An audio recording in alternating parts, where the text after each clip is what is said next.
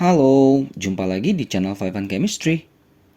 Video kali ini saya mau bahas beberapa soal model AKM, Asesmen Kompetensi Minimum. Ini materinya adalah sel elektrokimia. Materi kimia kelas 12 semester 1, kurikulum merdeka. So, langsung aja ya, saya mulai ya.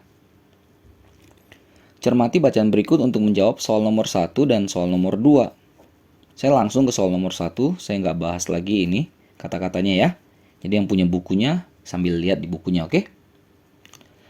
Yang soal nomor 1 tuh kita mengecek pernyataan benar atau salah dengan memberikan tanda centang pada kolom benar jika pernyataan benar, ke kolom salah tanda centangnya jika pernyataan salah. Nomor 1 ada 5 pernyataan. Pernyataan 1, bahan bakar gas hidrogen merupakan bahan bakar yang ramah lingkungan karena sisa pembakarannya H2O.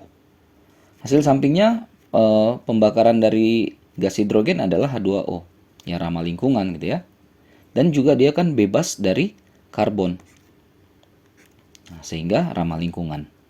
Jadi ini pernyataan yang benar. Yang kedua, air dapat digunakan sebagai bahan bakar karena dapat diuraikan menghasilkan gas hidrogen murni. Ini kan konsep elektrolisis ya. H2O dipecah menjadi H2 dan O2. Nah, ini gas hidrogen yang dihasilkan dimanfaatkan untuk bahan bakar untuk kendaraan bermotor. Jadi pernyataan ini benar ya. Pernyataan yang ketiga, mendapatkan gas hidrogen dari proses elektrolisis dengan menggunakan elektrolit KOH lebih aman daripada dengan menggunakan PEM. PEM ini adalah proton exchange membrane. Nah, dari sini kita bisa baca ya. Jadi, PEM sering dipandang sebagai pilihan yang lebih aman. Kenapa aman? Karena membran yang dipakai itu akan menjadi penghalang antara gas H2 dan O2 yang dihasilkan. Karena kalau nanti gas H2 dan O2 yang dihasilkan bersatu, itu akan menghasilkan ledakan. Jadi yang aman itu pakai PEM, bukan pakai yang elektrolit KOH. Kalau pakai elektrolit KOH atau elektrolit basa, ini lebih mapan dan lebih murah. Tapi kalau lebih aman, pakai PEM. Jadi ini pernyataan yang salah ya. Yang keempat, reaksi sel pada elektrolisis air dengan menggunakan KOH sebagai elektrolit berbeda dengan reaksi sel pada elektrolisis dengan metode PEM. Iyalah, pasti berbeda ya. Nah, untuk di KOH, nanti di katodenya, K+ itu akan kalah berkompetensi dengan air. Sehingga air yang tereduksi di katodenya. Jadi akan dihasilkan H2 dan OH-. Sedangkan di anodanya, ya OH-nya itu kan ada reaksinya ya, 4 OH- menghasilkan 2H2O tambah O2 tambah 4 elektron. Ini kalau pakai KOH. Kalau dia pakai PEM, sini saya buat ya. Ini proton exchange membrane. Di katodenya itu ada H+-nya. H+ kan tambah elektron akan menghasilkan H itu kan akan jadi H2 ya. Tinggal setarakan aja. Di anodanya biasa air ya, 2H2O menghasilkan 4H+, O2 tambah 4 elektron. Jadi reaksinya beda. Ya, jadi pernyataannya benar. Untuk yang kelima, penggunaan KOH pada elektrolisis air dimaksudkan untuk meningkatkan daya hantar listrik air. Sebab air murni merupakan zat non-elektrolit. Benar ya, kalau air murni itu kan non-elektrolit, jadi konduktivitasnya rendah sekali. Ya, makanya dikasih elektrolit. Nah, di sini KOH yang dipakai sebagai elektrolitnya untuk meningkatkan konduktivitas atau daya hantar listrik air tersebut. Oke, jadi 4 benar, 1 salah ya. Soal nomor 2, untuk menjawab soal nomor 2, pilihlah satu jawaban yang benar. Pada proses elektrolisis air dengan menggunakan elektrolit KOH dan elektrode dari logam platina, maka di katode terjadi reaksi apa?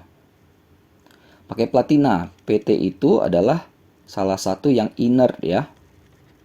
Elektroda yang inert. Jadi dia nggak ikut bereaksi, nggak ikut berkompetisi di situ. Sehingga ini kan KOH itu K plus tambah OH min. Karena ini larutan ya, jadi si K plus ini kalah sama air kan. Jadi golongan 1, golongan 2 kationnya itu kalah sama air. Sehingga air yang tereduksi di katode. Reduksi penangkapan elektron. Jadi elektron harus di sebelah kiri tanda panah. Jadi yang mungkin itu cuma A sama sama D. Sisanya ya elektron di kanan di B, elektron di kanan yang C. Salah. Yang E nggak ada elektron. Yang tepat yang A. Oke, cermati bacaan berikut untuk menjawab soal nomor 3 sampai 5 dengan pilih satu jawaban yang benar. Ini namanya PEMFC ya, sel bahan bakar hidrogen.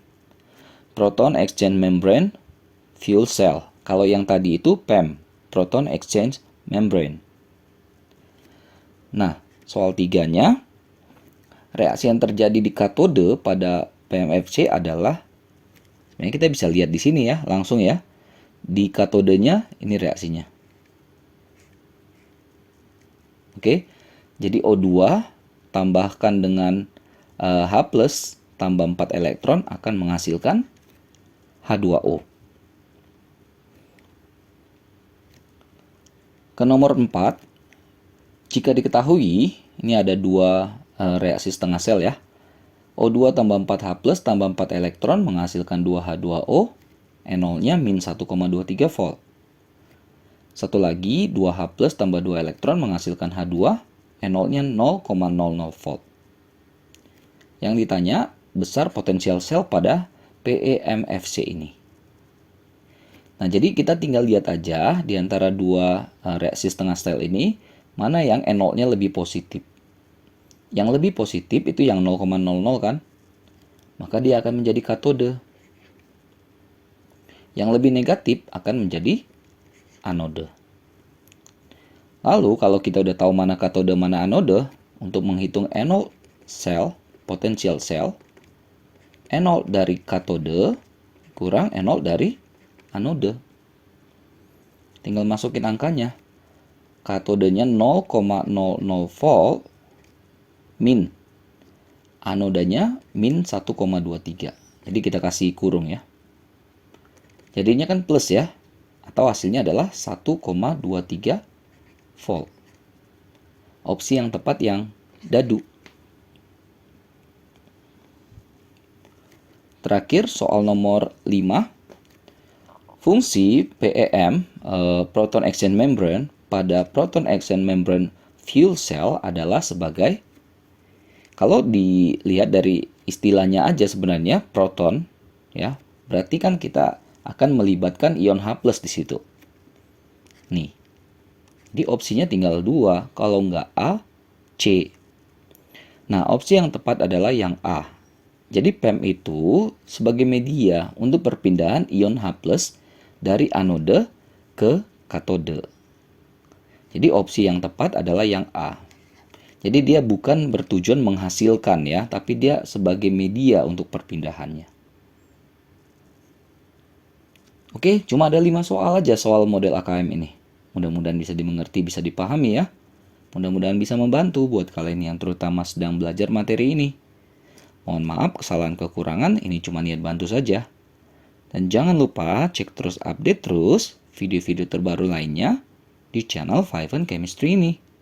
Sampai jumpa dan bye-bye.